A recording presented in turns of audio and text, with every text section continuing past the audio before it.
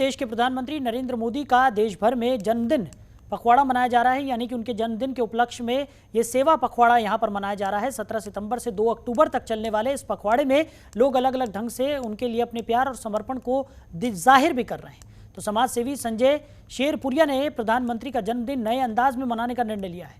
वो देश भर में नरेंद्र मोदी अध्ययन केंद्र स्थापित करने जा रहे हैं, जिसके माध्यम से लोग प्रधानमंत्री नरेंद्र मोदी के बचपन से लेकर उनके पूरे संघर्ष यात्रा और पूरे जीवन को पढ़ने और समझने का मौका हासिल कर सकेंगे। देखिए, देश के प्रधानमंत्री का जन्मदिन लोग अलग अलग ढंग से मना रहे हैं। कोई रक्तदान शिविर लगा रहा है तो कुछ लोग गरीबों को कंबल बांट रहे हैं।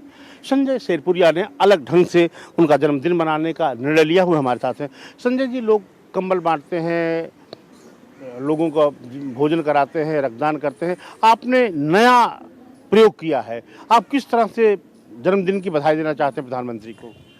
देखिए, देश के प्रधानमंत्री हम सब के युवाओं के प्रतीक हैं। ऐसा है कि 72 वर्ष की आयु है, परंतु मैं मानता हूं उनकी विचार करने की प्रक्रिया हम युवाओं के लिए 27 वर्ष की जैसे है। जस्ट उल्टा कर दीजिए उसको।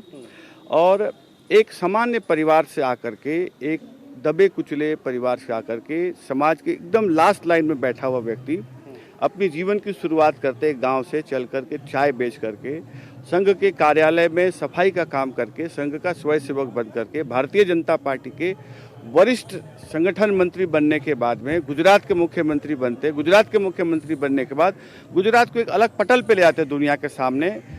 वैसे ही प्रधानमंत्री नरेंद्र मोदी जब देश की सत्ता पे आए तो आतंकवाद को खत्म किया, धारा 370 खत्म किया, घर घर बिजली पहुंचाया, शौचालय की व्यवस्था कराई और बेरोजगार युवाओं को स्वरोजगार दे करके आत्मनिर्भर भारत बनाने का संकल्प लिया, एक भारत श्रेष्ठ भारत बनाने का संकल्प लिया।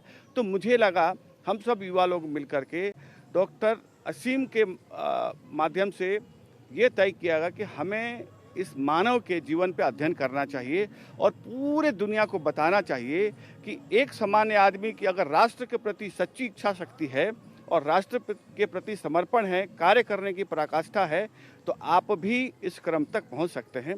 हम लोगों ने नरेंद्र मोदी अध्ययन केंद्र के माध्यम से जन जन तक यह बात को पहुंचाने का संकल्प लिया। आपको लगता है उसका फायदा होगा? और ये केंद्र क्या पूरे देश में आज अलग अलग जगहों पे खोलेंगे? बिल्कुल, इसको हमारा संस्था का प्रयास रहेगा कि इसको जिले स्तर पे, गांव स्तर तक ले जाएंगे आने वाले समय में। तो इसे संजय राज, इनका कहना है कि साफ तौर पे कि उनकी कोशिश है कि प्रधानमंत्री की जो उपलब्धियां हैं, प्रधानमंत्री के जो जिस तरह से देशभक्ति है, जिस तरह से उन्होंने देश के लिए काम किया है और जिस तरह से भारत को विश्व गुरु बनाने के लिए वो दिन रात काम कर रहे हैं, उसको जन जन तक पहुंचना चाहिए और वे उसे गांव गांव तक पहुंचाने की कोशिश करेंगे। कैमरामैन योगेंद्र के साथ अखिलेश मिश्र, जनतंत्र टीवी, दिल्ली।